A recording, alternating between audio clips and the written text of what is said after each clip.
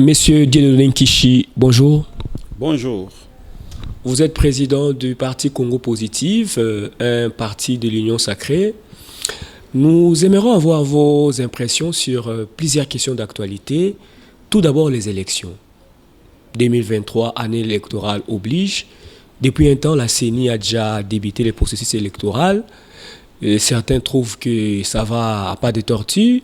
D'autres trouvent que ça évolue bien. D'autres même sont sceptiques jusqu'à aujourd'hui. Quel est le point de vue de vous-même ainsi que de votre parti? Tout va bien d'après vous? Bon, je pense qu'il ne faut pas des lunettes spéciales pour voir que tout va bien au niveau de l'organisation des élections dans notre pays. Ça, c'est le 4e cycle électoral qui s'organise. Ça ne devrait pas être beaucoup plus difficile que le premier cycle, le deuxième et le troisième. Aujourd'hui, je pense qu'à la CENI, il y a de l'expertise, il y a de l'expérience qui fait que l'organisation des élections ne soit plus quelque chose de difficile, de très difficile.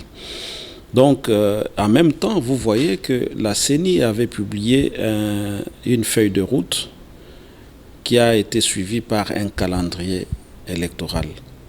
Lorsque vous revisitez ce calendrier électoral, comme la feuille de route également, vous allez vous rendre compte que la CENI est restée cohérente. La CENI est restée respectueuse de ces dates. Elle n'a sauté aucune date. Elle n'a raté aucune date. Elle n'a raté aucune occasion parmi les occasions qui sont prévues dans son propre calendrier. Il n'y a pas eu de report d'aucune activité parmi les activités qui sont prévues. Et aujourd'hui, nous en sommes presque à la fin de la période de dépôt des dossiers de candidature. Qu'est-ce qui manque pour qu'on dise que rien ne va? Qu'est-ce qui manque? Beaucoup parlent de cartes qui s'effacent, de contraintes sécuritaires, mais également financières. Vous, tout ça, ça ne vous inquiète pas? Bon, beaucoup parlent, mais ce n'est pas beaucoup qui organisent les élections. Moi, j'aimerais bien que vous puissiez me dire que la CENI dit qu'elle n'a pas l'argent pour recevoir les dossiers de candidature, que la CENI n'avait pas de l'argent pour organiser l'enrôlement des électeurs. Et vous savez que rien que les fichiers électoraux, c'est déjà 50% du processus électoral. Constituer les fichiers électoraux. Aujourd'hui, la CENI n'a plus que, j'imagine, 20 à 30% de son travail qu'il doit faire. Donc, dans ces conditions-là, quelqu'un qui a fait 80% des points, vous allez dire qu'il a échoué? Vous allez dire qu'il ne fait rien? Non. Donc, pour nous, vous voyez que la CENI respecte toutes ces dates. Vous voyez que tout se passe comme il se devait. Nous, des Congo Positifs, nous appuyons la CENI dans ce qui s'est fait. Nous, des Congo Positifs, nous, des progressistes, parce que c'est ça notre regroupement politique, nous appuyons très sérieusement tous les processus électoraux. Alors, comment appréciez-vous les différentes revendications de l'opposition, à savoir Martin Fayoulou, Moïse Katumbi, Délice Sanga Matata Pogno, voire même le FCC, qui ne sont pas d'accord avec la CENI. Ils parlent du fichier qui, d'après eux, devait être audité. Ils parlent également de la recomposition de la CENI. Comment vous trouvez toute cette revendication de l'opposition? Je pense que c'est à eux qu'il faut poser la question pour qu'ils vous disent si, en posant ce genre de problèmes, ils sont toujours en adéquation avec le peuple congolais qui, lui, attend les élections dans les délais constitutionnels. Donc, vous allez vous rendre compte que tous ces problèmes qu'on pose n'en sont pas un. On vous parle du fichier électoral. La loi sur l'enrôlement, sur l'identification et l'enrôlement des électeurs, telle qu'elle existe dans notre pays, elle donne le droit aux partis politiques et aux regroupements d'envoyer des observateurs, d'envoyer des témoins dans les bureaux de vote pour aller voir comment le fichier est en train de se constituer. Donc, si nous avions des partis politiques d'opposition qui soient sérieux, c'est déjà à ces niveaux-là où ils pouvaient avoir des témoins qui allaient leur donner des rapports pour leur dire, écoutez, nous avons été témoins dans des bureaux de constitution des fichiers électoraux. Nous nous sommes rendus compte de telle irrégularité, telle irrégularité. Posez la question à ceux que vous appelez comme opposants. Demandez-leur. Ils parlent du fichier. Mais quels sont les points concrets qu'ils reprochent à ces fichiers? Ils ne vous diront pas. Parce qu'ils n'en savent rien. Ils n'avaient pas de témoins. Alors maintenant, c'est des trucs de rumeurs, c'est des trucs qu'ils imaginent. Bon, après ils vous disent, les fichiers doivent être audités par un organe international, un organe extérieur. C'est ça leur expression. D'abord, ce n'est pas une obligation légale. Ce n'est pas. La loi électorale ne dit pas que les fichiers doivent être audités par un organisme international. Ce n'est pas dit. Mais pour raison de transparence. Pour raison de transparence, l'organisateur a amené dans ce pays un auditeur. Et il conteste.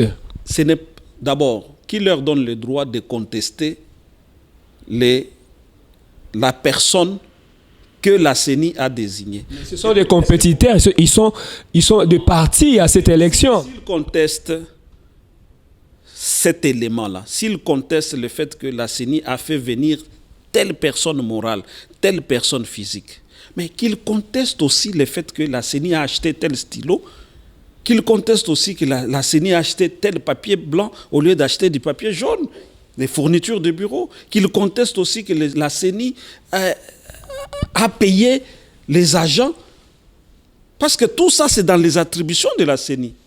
Et tout ça, dans tout ça, ils sont partie prenante également. Ils ne sont pas partie prenante que pour cette question dont vous parlez. Ils sont partie prenante pour tous les travaux de la CENI. Sinon, qu'on change de rôle, qu'eux deviennent les chefs de la CENI. Ils vont faire ce qu'ils font. Ou qu'ils attendent quand ils seront eux à la CENI, ils feront ce qu'ils disent.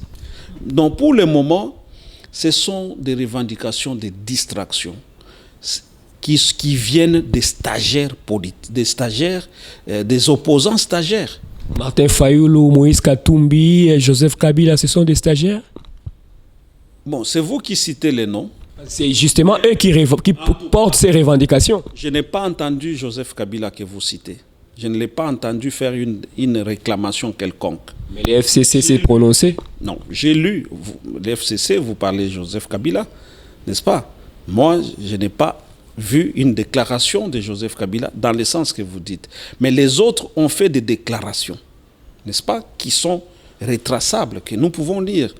Et ça les engage. Et ça peut être critiqué pour dire qu'il n'y a que des stagiaires, des opposants stagiaires qui peuvent faire ce genre de réclamations aujourd'hui. Parce que, si c'était de vrais opposants, ils allaient voir que leurs revendications sont en inadéquation avec les attentes du peuple. Dans cette optique, comment alors appréciez-vous les différentes rencontres qu'a amorcées Denis Kadima à l'endroit de cette classe de l'opposition? Bon, on ne peut pas juger la CENI de ce qu'elle fait. Si elle trouve que c'est bien, qu'elle le fasse. Mais elle n'est pas obligée. Elle n'est pas obligée. Vous savez pourquoi? Parce que dans notre pays, prendre part aux élections, ce n'est pas obligatoire. Si quelqu'un dit « moi je ne veux pas aller aux élections », il n'a commis aucune infraction. Et donc, quand la CENI décide d'aller vers tel et tel, bon, c'est juste un bon sens. Elle n'est pas obligée. Tout comme ceux qui la reçoivent ne sont pas non plus obligés de la recevoir.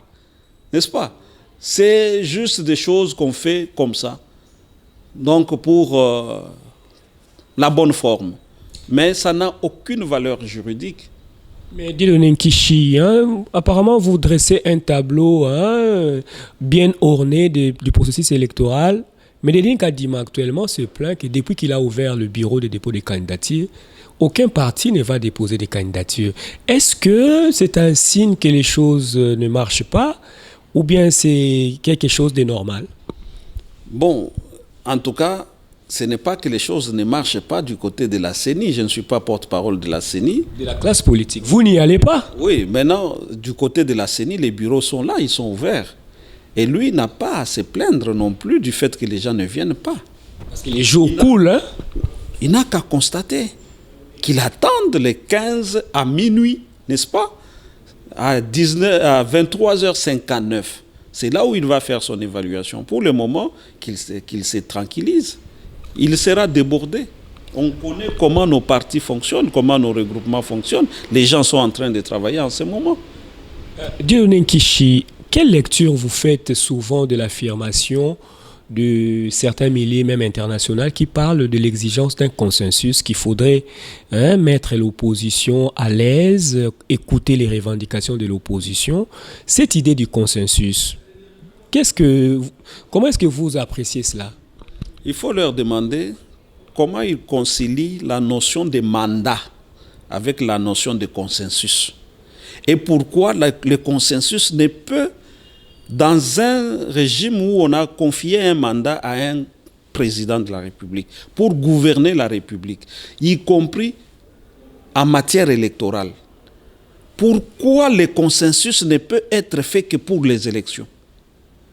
Là où quelqu'un a un mandat de gouverner l'ensemble. C'est ça la question. Le problème de ça, c'est que les gens sont toujours marqués par les négociations de Sun City. Il y a beaucoup de nostalgiques dans notre classe politique. Il y a beaucoup de gens qui n'ont existé, qui n'existent que parce que Sun City a existé. Et pour eux, l'alternance qui a eu lieu dans notre pays en 2019, en janvier 2019, ne leur dit rien. Et quelque part, c'est même, je peux même dire que c'est une forme d'extorsion. C'est une forme d'extorsion des pouvoirs qui sont reconnus au président de la République. Si nous sommes tous d'accord que les Congolais ont donné un mandat au président de la République, ces mandats, et que ces mandats, c'est pour gouverner la République démocratique du Congo, vous comprendrez qu'on ne peut plus lui opposer un quelconque besoin de consensus. Parce que quand on a le pouvoir électoral venu par la voie des élections, on a reçu mandat. N'est-ce pas? Si cela est vrai, d'où vient l'idée de consensus? C'est parce que tout le monde continue à être marqué par les histoires de rébellions, on tue les gens, on vient avec le sang et on négocie. On pense que c'est toujours ça jusqu'à aujourd'hui. Voilà d'où ça vient. Terminons cet entretien par un chapitre qui préoccupe un peu beaucoup de Congolais. Certaines arrestations ces derniers temps. Salomon Kalonda, Franck Diongo, des perquisitions même, chez Douni Akilanga, des procès par-ci par-là. À l'opposition, beaucoup affirment que l'actuel régime, le régime du président Tshisekedi, a glissé vers une dictature. Je ne sais pas. Là, vous avez vu les émeutes en France. Vous avez lu un seul communiqué de l'Église catholique de France. Il y a la misère dans tous les pays d'Afrique ici. La misère. Vous avez vu un seul communiqué de l'Église catholique? Ou bien on va nous dire que la misère, la souffrance n'est qu'au Congo pour pousser l'Église catholique à prendre des positions qu'elle est en train de prendre aujourd'hui dans ce pays, qu'elle ne les fait dans d'autres pays. C'est tout ce que je peux dire par rapport. Moi, je ne peux pas juger, mais je donne les éléments pour que ceux qui nous suivent puissent un peu comparer. Moi, je suis catholique. Qu'on puisse comparer un tout petit peu ce que les autres évêques catholiques, dans des pays où il y a la souffrance, parfois plus que même dans ce pays ici, qu'on leur pose la question, pourquoi ils ne prennent pas position? Donc là-bas, il n'y a pas de mission prophétique. La mission prophétique de l'Église catholique, c'est seulement ici. Ou bien ici, on a bien compris cette mission prophétique que dans tous les autres pays d'Afrique où il y a la misère. Alors, quand on a fait cette analyse, on peut alors tirer les conclusions. Moi, je ne peux pas tirer les conclusions. Moi, je suis catholique. Dieudonné Nkichi, merci beaucoup. C'est moi qui vous remercie.